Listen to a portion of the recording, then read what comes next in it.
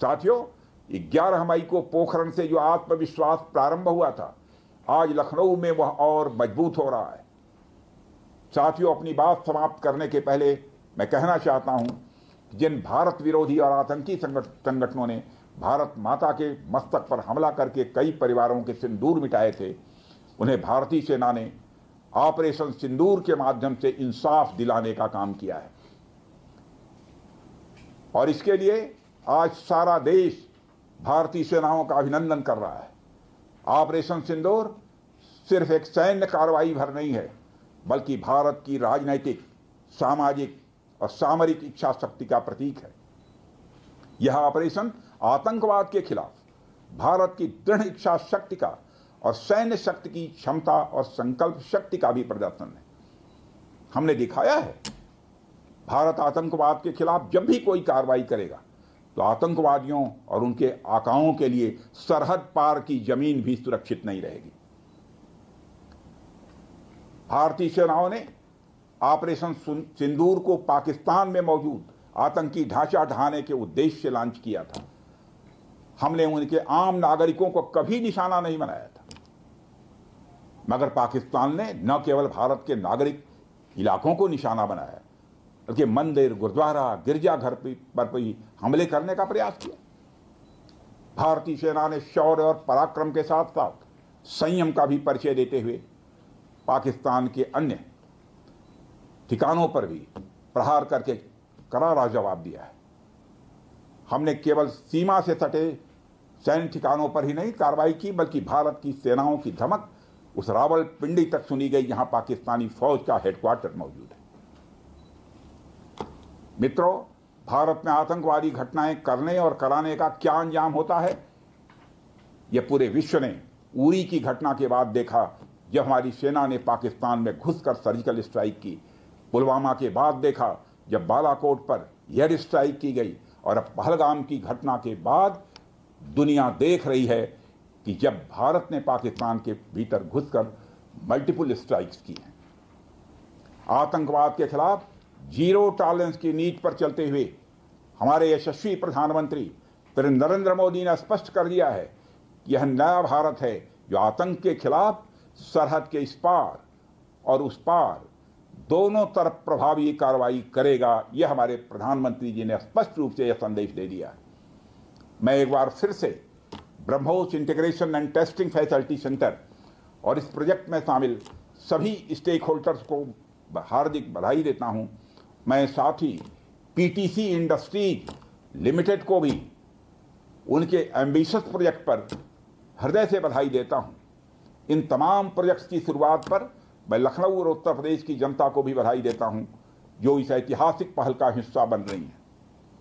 अंत में मैं आप सभी का आभार प्रकट करते हुए अपनी बात को समाप्त करना चाहता हूं, और आप सभी से मैं खेद भी व्यक्त करता हूं कि निर्धारित समय पर मैं इस कार्यक्रम में उपस्थित नहीं हो सका, लेकिन देर आया दुरुस्त आया। आप सबको बहुत बहुत धन्यवाद। जय हिंद।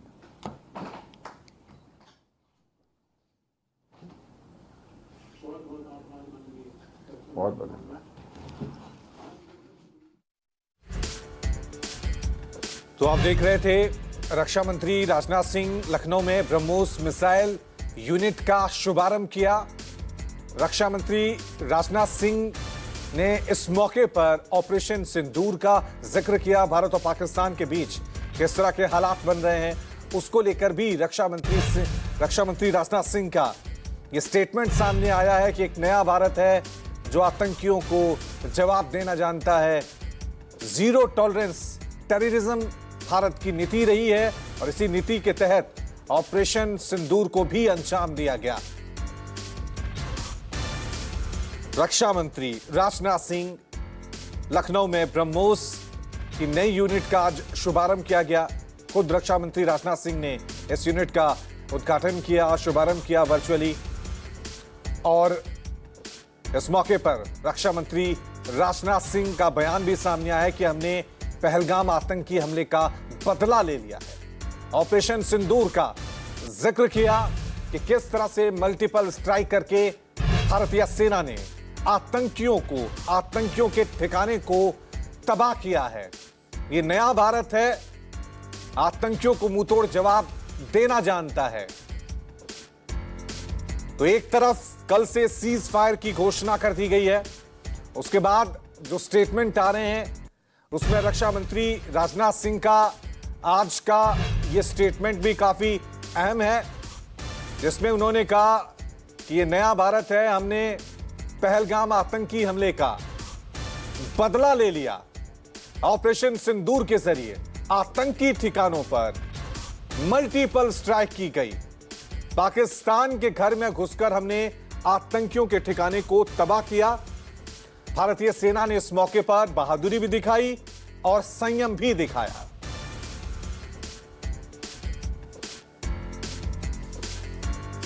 तो आपको बता दें कि कल सीज फायर की घोषणा की गई थी, लेकिन आज ब्रह्मोस यूनिट का उद्घाटन यूपी में किया गया। दूसरी तरफ एक और बड़ी खबर, पीएम आवास पर हाई लेवल बैठक जारी है। तीनों सेना के प्रमुखों के साथ प्रधानमंत्री मोदी की यह बैठक चल रही है और इस बैठक पर सबकी निगाहें टिकी हुई हैं। हालांकि कल सीज फायर की घोषणा कर दी गई है, लेकिन इस बैठक के बाद क्या स्टेटमेंट नजर आता है, क्या नतीजा सामने आता है, यह देखने वाली बात होगी, क्योंकि पाकिस्तान पर क्या भरोसा किया जा सकता है। कल अमेरिका की मध्यस्थता के बाद सीज फायर की घोषणा की गई थी और अब यह खबर है कि यह बैठक खत्म हो गई है। तीनों सेना के प्रमुख इस बैठक में मौजूद थे, एनएसए अजीत डोभाल भी मौजूद थे। अब देखना यह है कि आगे भारत का कदम क्या होगा, क्योंकि इंडियन एयरफोर्स का बयान सामने आ गया था कि हमें जो टास्क दिया गया था हमने बड़ी सटीकता के साथ इसे अंजाम दिया है। ऑपरेशन सिंदूर अभी भी जारी है, यानी आतंकियों के खिलाफ कार्रवाई जारी रहेगी। हालांकि कल एक स्टेटमेंट जारी की गई थी भारत सरकार की तरफ से कि अब कोई भी आतंकी घटना को युद्ध माना जाएगा, युद्ध के लिए ललकार मानी जाएगी।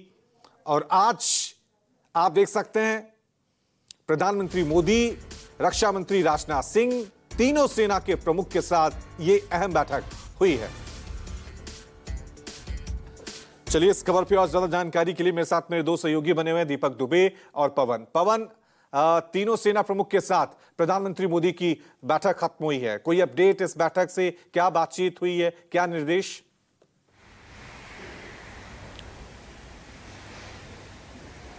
जी बिल्कुल, हमारे सूत्र बता रहे ये बैठक रवि लगभग आधा घंटा पहले 30 से 40 मिनट पहले ये बैठक खत्म हो गई थी, क्योंकि वर्चुअल तरीके से राजनाथ सिंह को जो है ब्रह्मोस मिसाइल का टेस्टिंग सेंटर का उद्घाटन करना था, जो कि लखनऊ में अभी आपने देखा कि संबोधित भी कर रहे थे देश को। लेकिन राजनाथ सिंह की बात को आप समझिए और देखिए कि बैठक में क्या हुआ। उन्होंने इशारों में ही राजनाथ सिंह रक्षा मंत्री ने बता दिया। उन्होंने ये कहा कि हमारे देश के भीतर चाहे देश के बाहर की हो, जहां भी आतंकी हैं उन्हें चुन चुन कर मारा जाएगा। ये नया भारत है, हम घर में घुस कर मारेंगे। तो ये जो है इनका जो बयान है कि हम नए भारत में हैं और भारत की शक्ति और भारत के सुपर पावर को बताया गया। साथ ही साथ जो लखनऊ में डिफेंस कॉरिडोर बन रहा है और कितने लागत से बन रहा है उस लागत के बारे में बताया गया। डिफेंस कॉरिडोर में क्या क्या प्लान है, वो कैसे किया जाएगा और कैसे सैन्य शक्ति की ताकत हमारे पास है, इसकी पूरी जानकारी भले ही उद्घाटन के दौरान वो दे रहे थे, लेकिन इशारा आप समझिए।